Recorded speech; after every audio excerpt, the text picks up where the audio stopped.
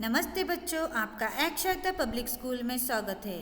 आज हम कक्षा चौथी का पाठ मेरा प्रयोग कीजिए की पहली अभ्यास पत्रिका पूर्ण करेंगे। तो चलिए बच्चों, बढ़ते हैं हमारे उद्देश्य की ओर। हमारा पहला उद्देश्य है बच्चे नए शब्दों के अर्थ समझकर अपने शब्द भंडार में वृद्धि करेंगे। और दूसरा है बच्चे नए शब्दों से वाक्य बनाकर लिखने और बोलने में समर्थ होंगे। तो चलिए बच्चों, बढ़ते हैं गतिविधि पहली की ओर। गतिविधि पहली, दिए गए शब्दों को ध्यान से पढ़कर अपनी कॉपी में लिखिए। तो चलिए बच्चों, मैं इन शब्दों को पढ़ूंगी, आप ध्यान से सुनिए। सर्वत्र, तीव्र गति, वाहन, बौहे तनना, साम्राज्य, आक्रमण, हीन तुच्छ, घृणा, कलात्मक, आलीशान। तो चलिए बच्चों, इन शब्दों को दोहराते हुए अपनी कॉपी में लिख कर यह गतिविधि को पूर्ण कीजिए। तो चलिए बढ़ते हैं गतिविधि दूसरी की ओर। गतिविधि दूसरी, नीचे दिए गए अशुद्ध शब्दों को शुद्ध करके लिखिए। तो पहला अशुद्ध शब्द है ली आ न शा, आलीशान। दूसरा शुद्ध शब्द है त्र र स, सर्वत्र। तीसरा शुद्ध शब्द है ह वा न, वाहन। चौथा शुद्ध शब्द है ना घृ, घृणा। पांचवा शुद्ध शब्द है म्रा सा ज, साम्राज्य। छठवां शुद्ध शब्द है क्र म आ न, आक्रमण। सातवां शुद्ध शब्द है हे भौ ना न त, बौहे तनना। आठवां शुद्ध शब्द है न ही छ तु, तुच्छहीन। नौवां शुद्ध शब्द है लात्म क, कलात्मक। दसवां शुद्ध शब्द है व्र ती ती ग, तीव्र गति। तो चलिए बच्चों, इन अशुद्ध शब्दों को शुद्ध करके लिखकर यह गतिविधि को पूर्ण कीजिए। तो चलिए बढ़ते हैं गतिविधि तीसरी की ओर। गतिविधि तीसरी, नीचे दिए गए वाक्यों में ऊपर लिखे गए शब्दों में से सही अर्थ वाले शब्दों से रिक्त स्थान भरिए। तो पहला वाक्य है महाराजा अपने डैश महल में रहते हैं।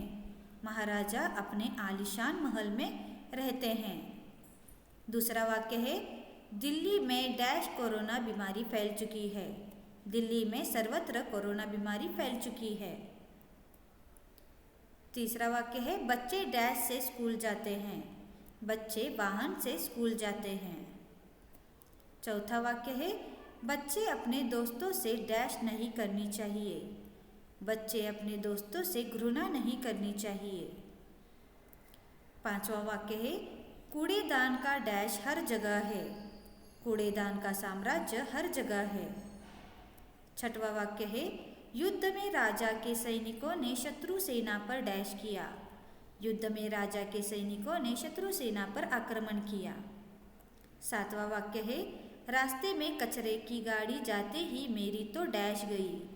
रास्ते में कचरे की गाड़ी जाते ही मेरी तो बौहे ही तन गई।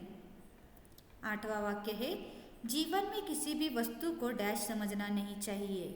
जीवन में किसी भी वस्तु को तुच्छहीन समझना नहीं चाहिए।